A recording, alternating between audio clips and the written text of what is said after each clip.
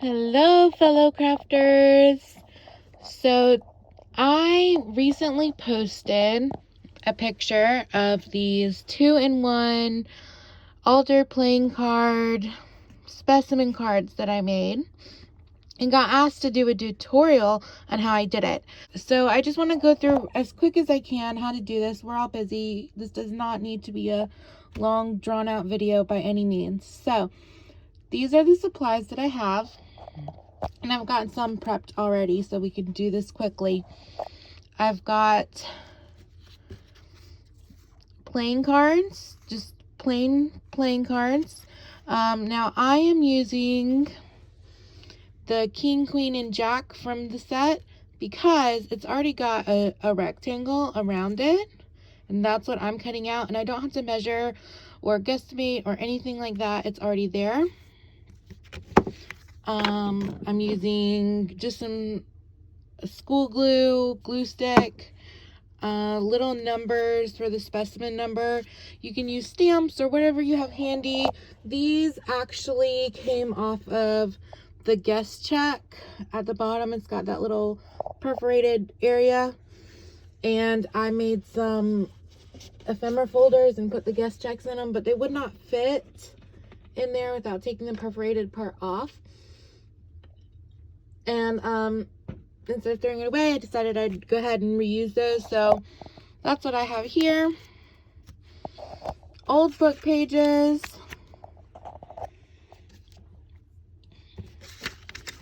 And laminated specimens. These are stickers, and I'll go ahead and show you how I did that.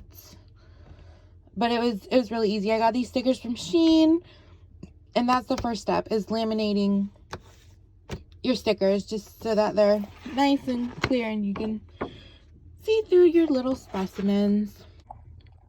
Alright, so the first step of making these altar playing cards, specimen cards, is for me. Now, you don't have to use the laminator. I know people can use or have used like packing tape, or if you have just a piece of plastic and you want to cut it to size and stick a sticker on there, that's fine too. I have a laminator, so that's what I'm using to make mine. It's just a cheap laminator from Walmart. I use it during the summer to make fire folder games for my kids. So what I did was I laid down, before I laid down my laminating sheet, I laid down a blank piece of paper and I laid down the cards that I was going to be using so that I could kind of know how to space out my stickers so that I had enough room that they would fit in between my playing cards. And it kind of helped me to figure out exactly what size my stickers needed to be. And so if you're new to laminating or buying a laminator just for this project, I wanted to make sure that you guys are not wasting any of your resources trying to figure out how to laminate this thing, so that you have enough space and you're not using too many stickers or using too big of stickers. So this is what I did just to kind of give me a guide, so I knew exactly where to place my stickers and the size of stickers that I needed. These are clear back stickers, and I ordered them off of Shein. They were not very expensive. I think they were $1.50 a pack, and I got 3 packs. I got the greenery, the mushrooms, and the butterflies. And so I just went ahead and laid down the paper, laid down the cards, and then laid down the laminating sheet, and then I just stuck them to the laminating sheet. So I'm going to close this stuff up and stick it through the laminator really quick.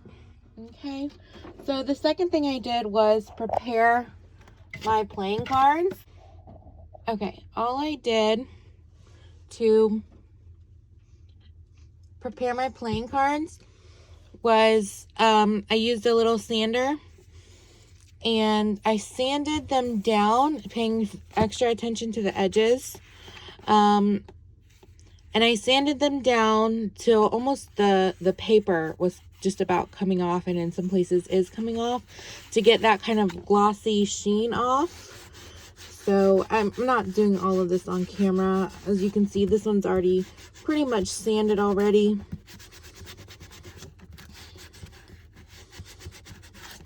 So once it's sanded, I take my glue. I'm going to glue around the edges really good. Now, I'm not gluing over the little king, queen, jack symbol. I want that to kind of peek out. And if it's more distressed in some areas than the others, that's perfectly fine. Does not need to be perfect by any means. And then I take an old book page, stick it down, and then I just sand lightly over the back of the card because we're going to be gluing them back to back and sandwiching our specimens in between. So that's what I'm doing here. I'm just sanding the back of this really quickly and kind of pressing it down, and I let my glue dry for a few minutes. I have some already ready for you here. So they've already been sanded down on the back and glued down. So all I'm going to do for this step is I'm just going to cut around really quickly. Cut around the card.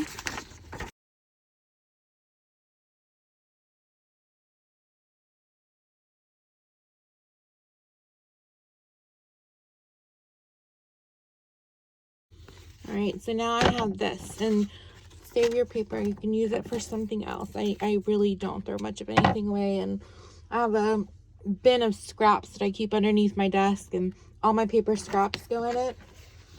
And I reuse them until my bin is full, and then I tear them up even smaller and make handmade paper. So my kids actually really enjoy helping with that. It gets kind of messy and they love to do it. So now I am just looking for my craft knife, guys. I don't know where I put it. It's usually right here, and of course it's not. So give me just a second. All right, so now I did not glue in the center. I just glued around the edges, and that makes it easy to kind of see where this wrinkle is. Just stick my craft knife in there. Kind of. Now I'm not going to tear all of it because I don't want to accidentally pick up where I want it stuck. So I'm just going to tear enough to get my sander back in there. And I'm going to kind of sand around the edge. Get off any extra paper that didn't stick. And it'll leave quite a bit of paper, which is what we want. It gives it that really aged, kind of lots of layers look. And now I typically would not use just plain school glue to stick anything permanently, but because I'm going to be sewing around the edges of these, it's fine because it's going to stay stuck once I definitely do the sewing. So I'm not really worried about it coming up. They're pretty sturdy.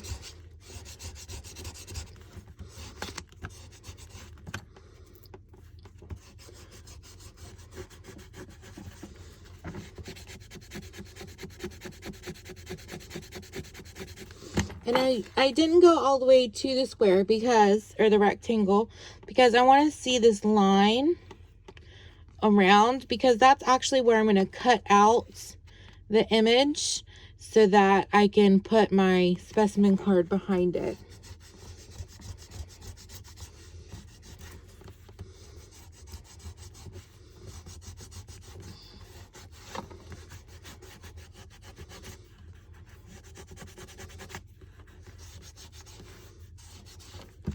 And the gluing and the sanding is the longest part of this process. It's actually a very simple, easy little craft. It just takes a little while because of the sanding. So I'm actually going to hop off and finish doing what we just did with the rest of these cards. Again, I glued them down, waited a few minutes for the glue to dry, just kind of popped it open in the middle, tore it a little bit, and then sanded any extra paper off. Okay, so I'm going to go ahead and do that with the rest of my cards, and then I'll be right back. Okay, so I've gotten those all sanded and sanded back down with the paper on the edges. And here's what they look like now. And I mean, if you're just wanting to do altar playing cards, you could ink it and stop now, do some decoupaging, or if you want to continue on, what I do next is very carefully, I take my craft knife and along this border right here, I'm going to cut all around.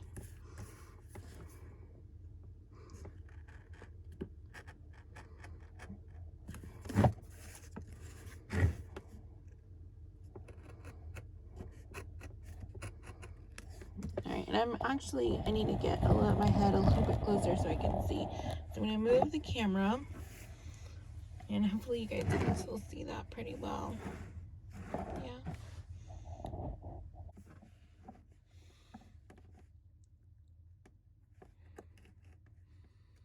And again, you know, I'm not perfect at this. Sometimes they don't come out perfectly, and that's okay. That's one of the best things about making ephemera or doing junk journaling. It does not have to be perfect.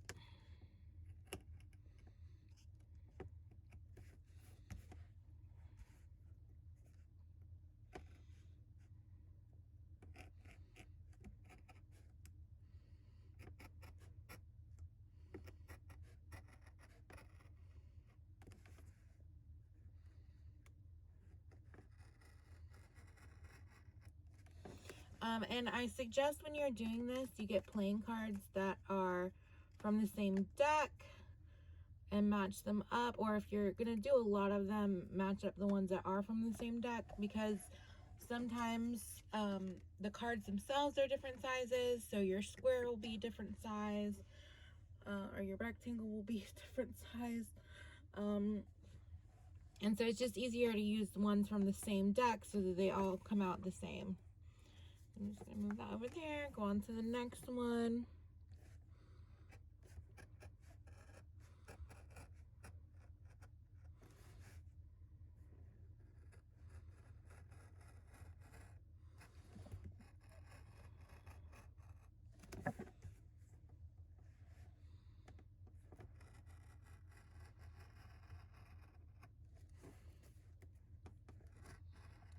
And I'm only gonna do a couple of these because you guys don't need to see me do all of them.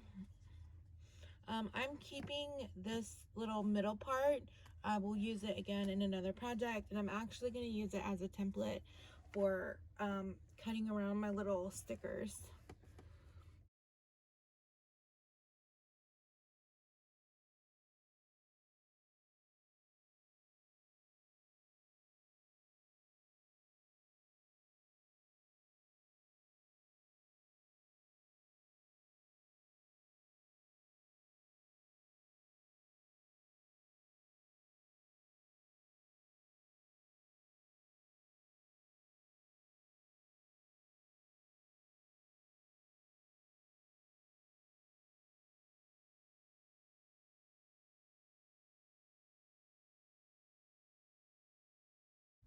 Alright, so that's that.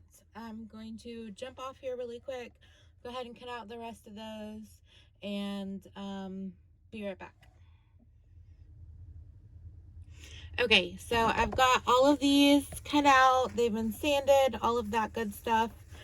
So I'm just going to quick, I'm out of baby wipes, so I just have a damp washcloth, and I am going to just get all this sand and stuff off my desk area. Now, this is an optional step because they're already pretty roughed up. So you don't have to ink them if you don't have ink or if you don't want to ink. My first junk journal and ephemera making projects did not have ink on them. If you don't have ink, it's no big deal. The sandpaper did a lot of the work already and making them look aged. So I'm just gonna really quickly ink the insides of my cards. Let me see.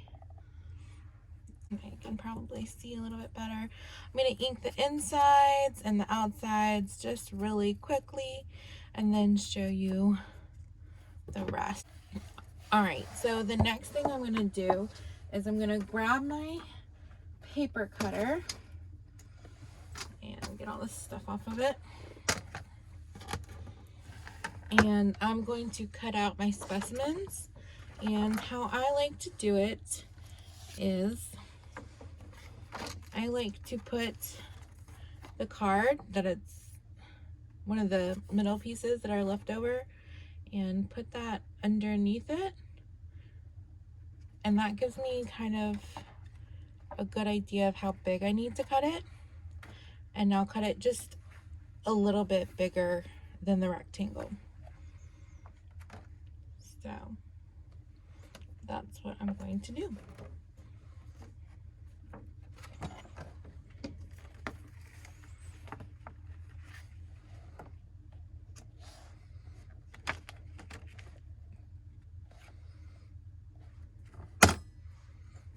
And I can always go back and trim it up a little bit more later if I need to. I haven't needed to for the ones that I've already done.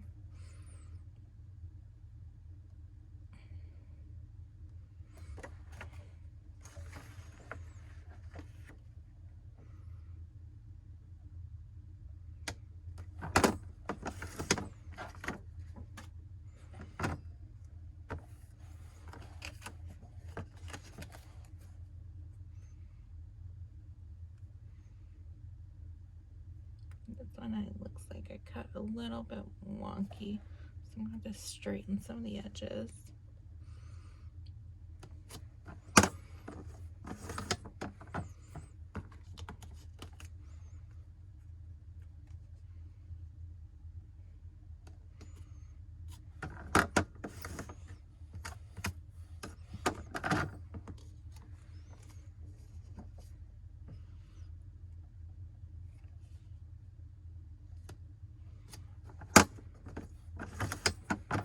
Okay, alright, so I've got these all cut, so I'm going to get my little Dollar Tree board back out. I use this for cutting and gluing so I don't get glue all over the place.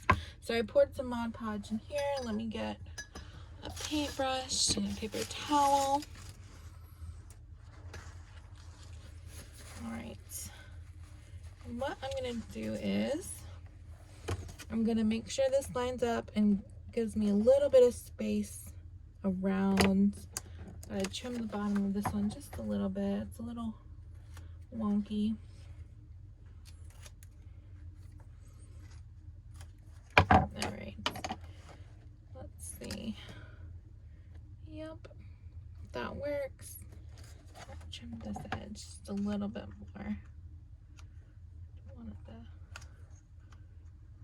There we go. That should do it.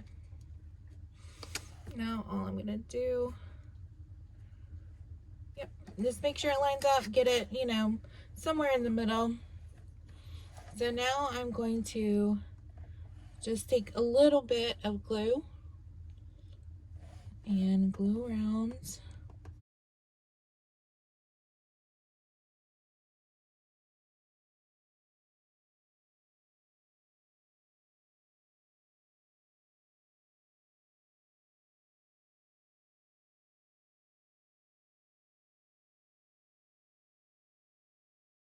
So I'm gonna lay this down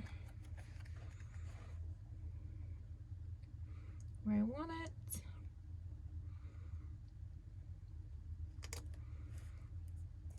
That's good. Give it a little press. Now I'm gonna take my other card, glue around, and as long as I've roughed the edges, the back up a little bit, I haven't had problems with it sticking together if you're not into sewing. I'm gonna sew, so I didn't worry about it too much.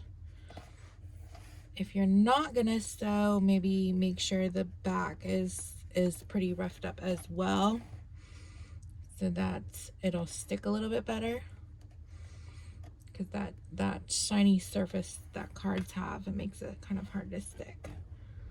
All right, so all I'm gonna do now is put these together. I'm gonna line them up as carefully as I can.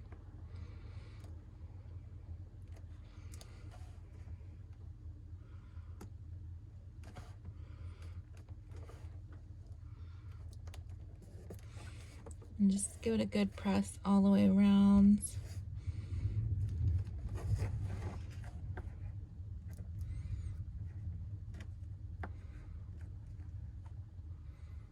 And it doesn't look like I have any glue leaking out anywhere. Got some glue on it with my finger just then. All right, so there it is. And then I take my little number that I got off my guest check. I'm gonna glue it on the back and figure out where I want to put this. And I kind of put it part on the specimen and part off. And I want to put it up there or down here. I think I'm gonna put it down here.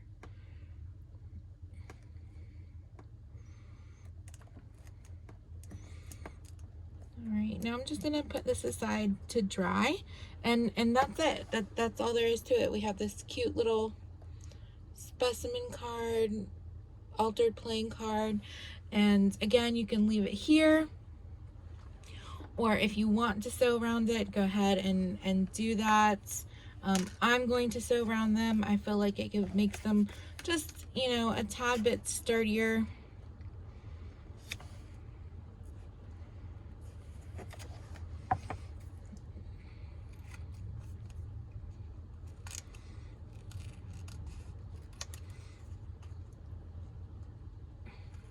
And also adds a little bit of, you know, extra texture and dimension to it, but not necessary.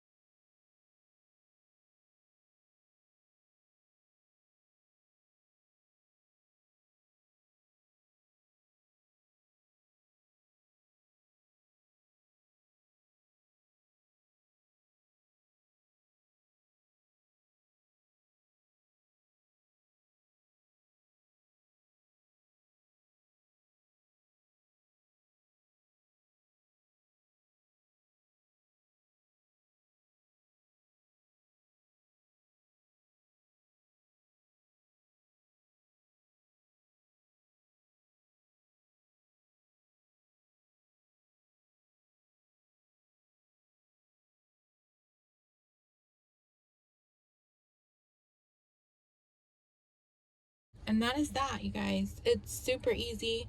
Again, stop here if you don't want to sew. You don't have to. I'll show you one of mine that I did and just point out the stitching here. It's straight stitch, zigzag, straight, and I just kind of did around. Some of them I stitched over the number, some of them I didn't. So it just is whatever your taste is, whatever you like. A little bit time consuming, but a fun little project. If you're only going to do, you know, a few at a time, it's nice to add to your journal. So I hope you enjoyed this tutorial. I hope it, you know, was easy to follow.